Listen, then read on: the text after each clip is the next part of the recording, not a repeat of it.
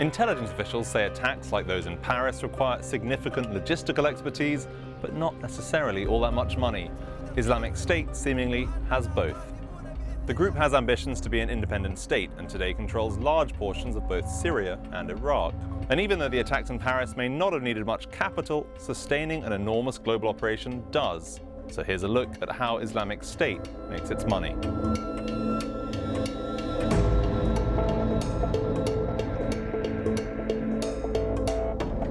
In the territories it occupies, the group's members rob banks, levy taxes on transited goods, and extort cash from ordinary citizens. According to data from alleged Islamic State financial documents, confiscation, otherwise known as theft, makes up almost 45% of the group's revenue.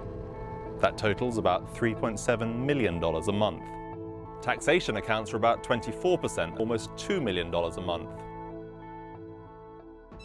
The Islamic State controls much of war-torn Syria's oil fields and refineries. The US Treasury Department estimates that before the American bombing campaign on Syrian refineries began in September 2014, Islamic State was earning as much as $2 million a day from oil sales.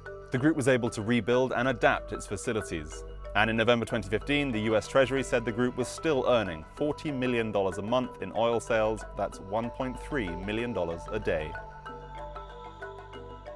Islamic State militants have taken thousands of civilians hostage. Some of them are executed, but many more are ransomed for financial gain. The US Treasury Department estimates that Islamic State made between $20 and $45 million in kidnap and ransom during 2014.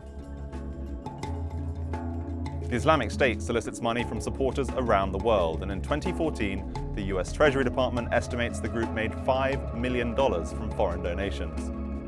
Early in the spring of 2015, a suburban mother from Chicago, together with 5 others, was indicted for sending military equipment and money to terrorist organizations, including Islamic State. And in October 2015, in Cologne, Germany, members of a gang were charged with stealing $21,500 from local churches and schools and sending that money to Islamic State. The militants now control territory in Iraq and Syria that historically has produced half of Syria's wheat crop and a third of Iraq's. Those fields, taken with 40% of Iraq's barley supply, could earn the militants $200 million a year. The group's diverse revenue streams is what sets it apart from other terrorist organizations like Al-Qaeda. That group depends on a small network of wealthy donors. This difference means that Islamic State's funds keep flowing, even if individual sources sometimes dry up. But after the Paris attacks, political leaders around the world are seriously focused on how to permanently cut off all of the group's revenue streams.